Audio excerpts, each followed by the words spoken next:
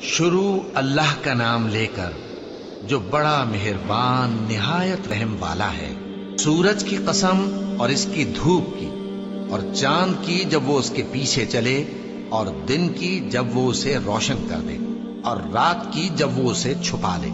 اور آسمان کی اور اس ذات کی جس نے اسے بنایا، اور زمین کی اور اس ذات کی جس نے اسے پھیلایا، اور نفس انسانی کی اور اس کی جس نے اسے درست کر کے بنایا۔ پھر اس کو بدکاری سے بچنے اور پرہیزگار بننے کی سمجھ دی کہ جس نے اپنے نفس کو پاک رکھا وہ مراد کو پہنچا، اور جس نے اسے خاک میں ملایا وہ نامراد رہا۔ قوم سمود نے اپنی سرکشی کے سبب پیغمبر کو جھٹلایا۔ جب ان میں سے ایک نہایت بدبخت اٹھا تو اللہ کے پیغمبر صالح نے ان سے کہا کہ اللہ کی اونٹنی اور اس کے پانی پینے کی باری سے خبردار رہو، مگر انہوں نے پیغمبر کو جھٹلایا۔ پھر اونٹنی کو مار ڈالا تو ان کے رب نے ان کے گناہ کے سبب